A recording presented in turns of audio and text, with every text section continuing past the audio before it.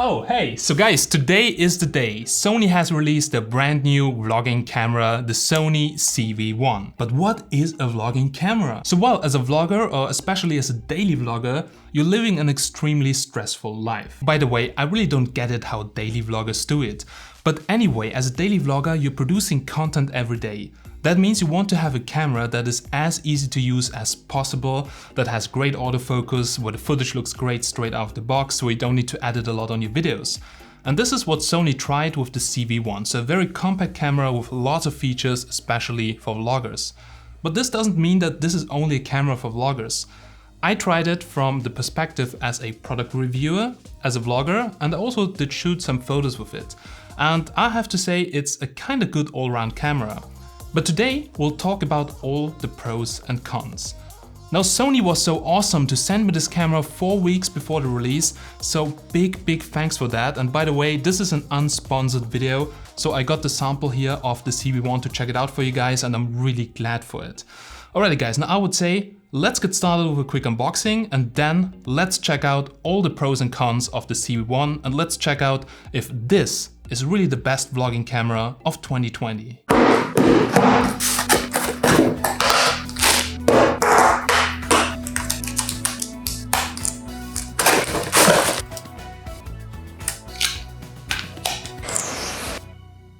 Alrighty guys, so here it is, the Sony ZV-1 vlogging camera. And well, no, it's not a different packaging, there's actually just a sleeve, and here we have the usual Sony packaging. Now, just quickly talking about the highlights of this camera, but there's much more to talk about. So we have a 1-inch sensor with 28.1 megapixels, a 24 to 70mm f1.8 to f2.8. We'll talk about that just in a second. Then face detection with 315 autofocus points, so it's slightly less, but still the autofocus here is really good. It also has the eye autofocus you have on the 6600, for instance. Then we have also face appeal, so basically some soft skin effect, which is kind of awkward, but I'll show you that in a second. A bokeh switch, something you maybe just know from smartphones. Then we have a microphone jack. We have a really good microphone right over here. We have a flip out screen, not a flip up screen, and many more features. So well, that was just in very short some of the highlights of the camera, but now let's have a closer look at the body and the design. So ladies and gentlemen, there we go, here's the brand new Sony ZV-1 vlogging camera. And well, let's do a quick walkthrough. So as you can see in the form factor of the RX100 series, but we have now this rubber grip right over here and also here in the back. Now I wouldn't even call this a grip because it's that tiny and looks kind of awkward, but it's really a better feeling in your hands and you cannot drop the camera that easily, which really makes sense to me. Alrighty guys, then we have the flip out screen. So it's not a flip up screen. Now on the RX100 series we always had a flip up screen. Then if you had a mic or anything, also on the 6600 right over here, so here you can see it, then if you had a mic here in the hot shoe, then it was actually blocking the screen, which was kind of annoying. So you had to get some extender here, some extender rail, and yeah, it was just not right for me. Now, the flip out screen has a few benefits, but also a few cons. So the benefits are, if you're behind the camera like me right now, right over here, then with a flip up screen, it's very hard to see what's going on because you can just flip it up. But with a flip out screen, you can actually tilt it right over here and then you can still see what's going on the screen, or you can do this, and this is literally amazing when you're behind the camera. Also for TikTok videos where you want to film, for instance, here in this format, it's really cool because you can flip it up here and then it's not landscape anymore unless you rotate the camera. So really convenient. I love the screen. This is absolutely great. I was waiting for this, even though some people say it's not that natural, because if you're checking the screen, you're looking not into the lens. On a flip up screen it's more natural because you're just looking a little bit above the lens. Here you look to the side, but for me I really don't care about all this. Now what you can see right over here is a little light that lights up when the camera is recording, so you see from the front that you're recording, really useful for vlogging. Then here we have a stereo mic, and we also have here a hot shoe, so you can attach some accessories to it. Now also inside of the box you have this kind of dead cat which you can attach to the hot shoe like this. So it's now covering here the stereo mic, and it helps a little bit to make the mic better when it's windy, but don't expect any wonders from it. Because if you really want to get some good sound, you should get a shotgun mic, which you can actually attach to the hot shoe. And Sony is recommending a specific shotgun mic for this camera.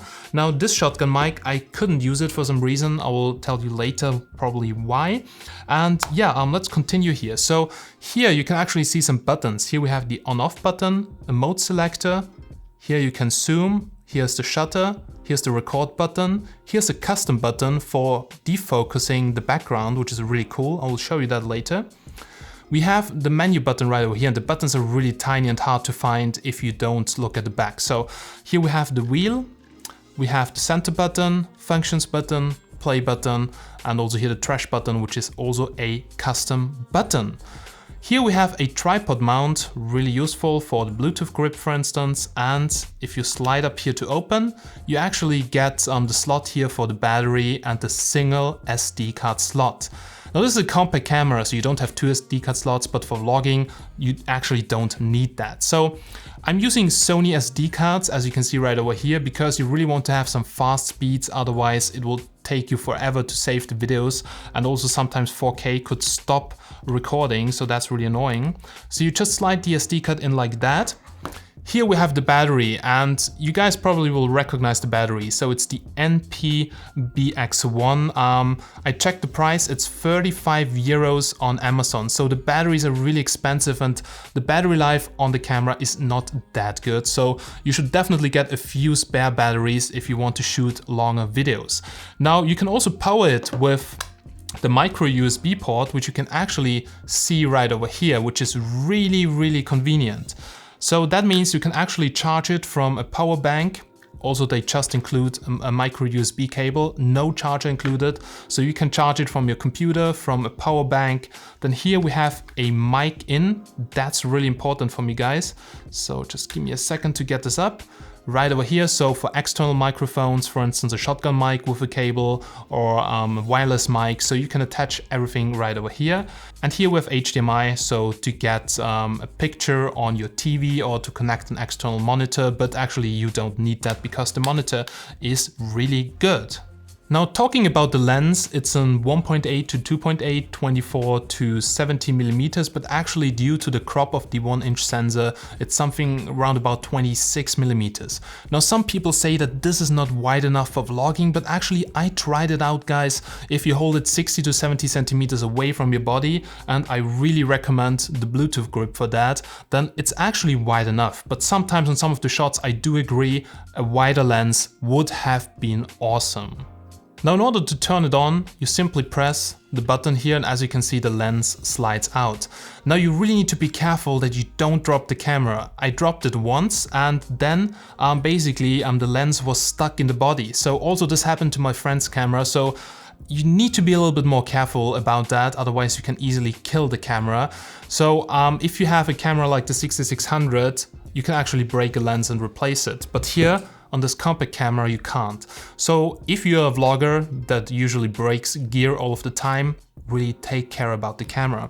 Then now let's have a closer look here at the user interface. Something that's pretty cool is the background defocus. If you press the custom button right over here, you can actually switch between clear and defocus. So if you have, for instance, an object and you want to defocus the background, you can do that. Works also with people. Now, I've seen that it changes the exposure and everything quite a lot. So you need maybe to readjust the exposure on your shot after you do that. Then here with that button, you can actually zoom in and zoom out. As you can see, the lens here is moving, and I've set it now to fast zoom. On default, it's actually much slower, but here on fast zoom, this is actually really fast, as you can see. So that's perfectly nice if you want to zoom on some objects. Then we have here also something pretty cool, which is the product showcase mode. So this mode basically makes sure that the product you're putting in front of the camera is in focus really fast, and that works really good. So this is really, really accurate. Now we can go to the menu so I can show you some things right over there. So I've switched the menu here to this look because I really prefer it, but here we have the old Sony menu as soon as you go in again. So here we have the picture settings as usual, so up to 20 megapixels, RAWs and JPEGs. Then right over here we actually have a few more things to adjust, like the focus mode. Now it actually has the eye autofocus, and here you can see, so you can actually prioritize your face in here, animal eye display, so it can also detect dogs, for instance, and the eye autofocus is working really good. And this camera has a really fast autofocus, which is really important if you're vlogging. And something that is new here as well is the soft skin effect.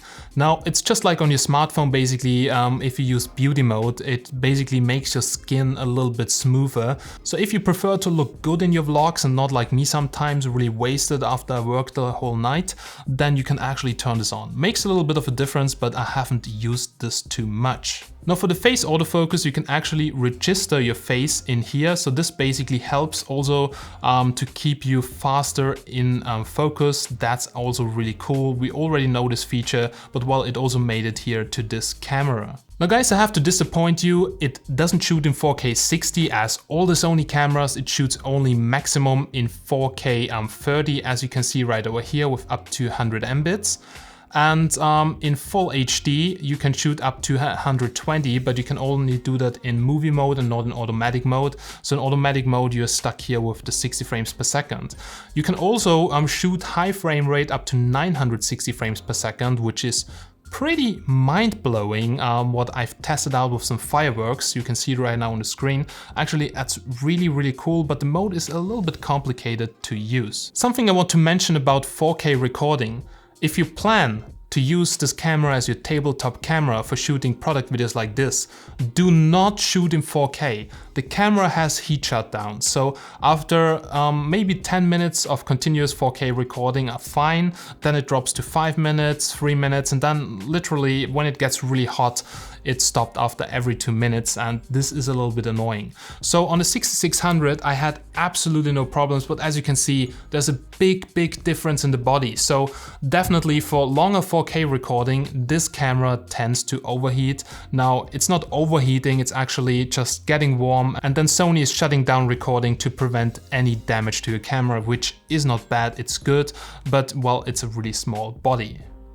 Now you can also adjust the autofocus drive speed. I usually keep it at as fast or normal, and yeah, the autofocus is really good. Also there's a setting between responsive and standard, so for instance if you're switching between objects quite often, you may want to put it to responsive. Now regarding audio recording, as I've told you, I haven't got this shotgun mic to work, so you should probably buy the specific shotgun mic which is mentioned as compatible with this camera, because as soon as you put this in, and even though it's set to analog right over here, which should actually work, it says this accessory is not compatible with the product.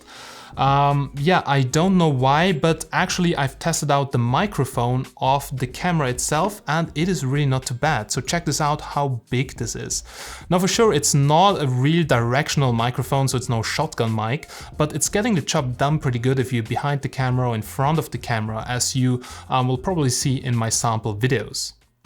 Hey guys, so this is now a quick walking test with the Sony ZV-1, and well, as you can see, some people complained that it's not wide enough, but I'm holding it right now 60 centimeters away from my body, and as you can see, I think it's plenty wide. It also deals with different lighting situations pretty good, so as you can see, face perfectly lit. Also here it adjusts it really fast and cranks up the background. So, well, in auto mode it's definitely okay for vlogging, and this is currently the sound directly from the camera. So listen to it for yourself without the microphone attached. So this is coming straight from the camera, holding it 60 centimeters away from my body. And you also do hear right now a little bit of the wind sound probably, because well, it's a stereo mic, so it's not so directional. And let me know what you think about the audio quality. There are also a few audio settings to adjust, so you can adjust the audio recording level in manual mode, wind noise reduction and such things. So it's actually pretty nice. Then right over here we have steady shots, so it is actually built in. Now for sure there's a little bit of a more crop when you use steady shot, but it's not that noticeable. I usually keep it on, but you can also switch steady shot off here in the settings. Then as always you can actually rebind the custom buttons, which is pretty cool, but I haven't played around with that. Then it also has, like all of the other Sony cameras here, remote control with your smartphone using the Sony imaging app. It works pretty good to use it as a shutter. I actually use this camera a lot to shoot my thumbnails here, because on my thumbnails I'm mostly holding a product, and so this is why I use my smartphone as remote shutter with a timer, and this works really incredibly well. So also for pictures, this camera is really not bad. And yeah, last but not least, we have also Bluetooth built in. So this is why you can use the Sony Bluetooth grip, and this is actually a really nice and cool grip. So it has here a button, a shutter button for pictures, here for movies, here to zoom in and out, a custom button here on the grip itself, and here you can lock the grip so that you cannot use any of the buttons. You can also adjust the angle right over here, and this, if you press the button, you can actually rotate it, which is pretty cool. And yeah, it acts also as a tripod. So I've tried this and it's a really stable tripod. Now to mount it, you simply just screw that into the tripod mount at the bottom. And there we go. And to pair it, you go to the Bluetooth settings right over here. You go to pairing, and then you press the T button and the photo button just for like 7 seconds. And guys, as you can see, you just have to go to allow remote connection from the device. It's now connecting to the camera, and now you can use the Bluetooth grip, which is really cool. So as you can see, you can use the buttons here to zoom in and out. You can use the shutter right over here. You can lock it. You can start recording, and also here you have a custom button, for instance here for background defocus, which makes it really nice for vlogging. Now here are the usual settings, so monitor brightness, blah blah. We won't go through all of that, but here that's really cool. This is basically USB power supply, so you can use this as a stationary camera. Just plug in a micro USB, and this works really fine for tabletop videos, as long as you don't want to shoot 4K videos, because then you get to the heat limits of the camera. Then for sure this camera, as all of the Sony cameras, has different modes, and this is this button right over here. So we have here intelligent auto mode, so basically for the vloggers who don't care, so they just want to walk and run with the camera. Here intelligent auto also for video mode, so that's basically the same for videos. Then here we have movie mode. This is what I mostly use. So here you have everything manual, shutter prioritized, aperture, whatever you want to do. I mostly shoot here in manual exposure. And then you also have much more settings here in the camera settings, because then here you can see that it suddenly goes up to 120 frames per second right over here. And you also need to set your camera to NTSC if you want to shoot in 120p, because otherwise you're actually stuck with 100 frames per second, but still that's also quite enough. Then we also have some other modes like high frame rate, what I've shown you before, so that is really cool to get some super slow motion. Then here we have memory recall, scene selection, panorama, manual, shutter, aperture, program auto. So that are basically all the modes of the camera. So as you can see, this is really easy and convenient to use. So if you don't want to adjust anything, it's best to shoot in intelligent auto, which also gets the job done for vlogs. And yeah, now I would say I'll show you some examples I filmed with this camera, so you can actually see how well this all works. Okay Mo, are we recording a TikTok video? Which ride? The whole the whole television. What the fuck? Today we're shooting the $1 million clip for TikTok. So guys, we're recording here right now a TikTok video, filming by the way with the A6600 in 4K. And what's really cool about the A6600 is that you can easily flip to portrait mode instead of landscape, and to get the format for TikTok right. So we'll now try to do this, and you can find the outcome on my TikTok channel, so make sure to check it out.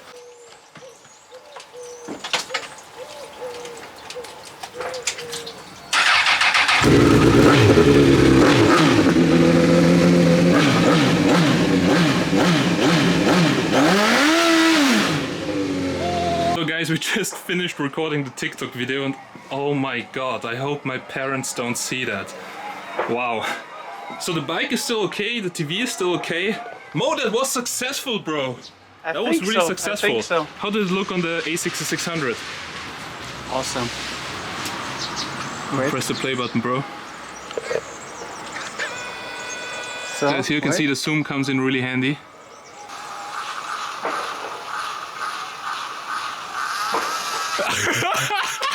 Actually, guys, I'm lazy. I'm just rendering the video and today is the release. Alrighty guys, so here's now a quick 4K test in auto mode. And well, actually auto mode in 4K has a little bit more hard time of keeping the shutter at 30, as you can see. So it really starts to lag and you get this blur here, which you can only fix if you go down to full HD. Also works at 60 FPS pretty good, or if you actually get into a different lighting situation like now with not too much backlight there in the background. And yeah, check this out. So guys, here's a quick test in low light with any artificial light. And well, finally with the 1.8 aperture, the camera is also able to keep the shutter at around about 30, so it doesn't start to lag in auto mode like on other cameras. Now for vlogging, that's really convenient, so you don't need to switch to manual mode and crank up the ISO, so that's working really good. Now let's see how that looks like with some artificial light. Oh my god, that is too much. But as you can see, the camera actually changes now pretty fast and deals with the light pretty good. So everything here in the background is dark, everything here is really bright. So let's try to turn this off again. And there we go. So exposure handling of the ZV-1 is actually pretty good, to be honest. And well, also here, as you can see, no shutter lag in auto mode. That is looking pretty good.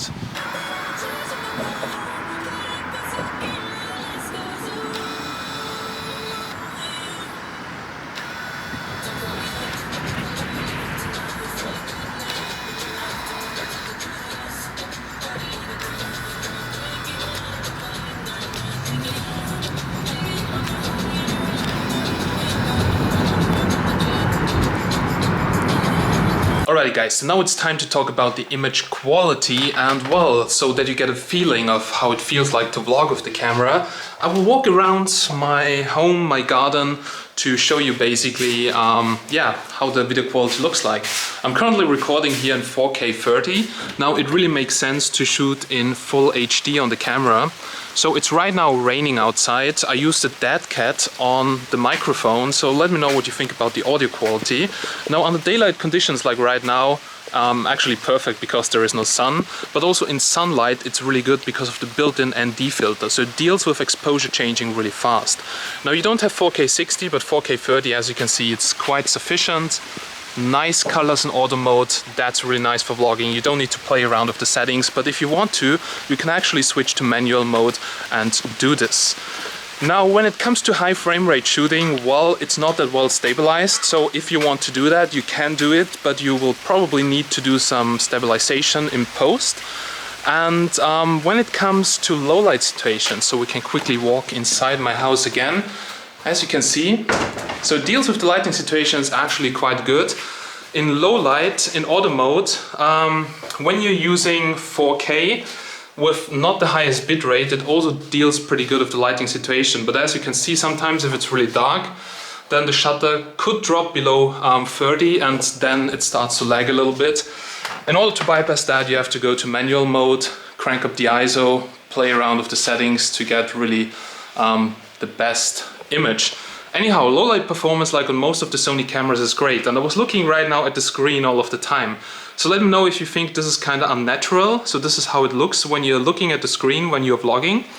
Now, to be honest, I don't think that it's so unnatural, but for sure you should look directly into the camera. All in all, let me know what you think about the video quality. I personally think the video quality is really not bad, and it's currently at 24mm mode. I'm holding it 70 centimeters away from my body. So this is how it looks. Alright, now to quickly sum it up, let's talk about the pros and cons. First of all, the pros, well, it's a small camera where you get everything you need for vlogging in one single body, so you can actually produce amazing videos straight off the box. You do have some limitations, like you cannot change the lens, so if you want a wider picture, you have to hold it much more far away from you.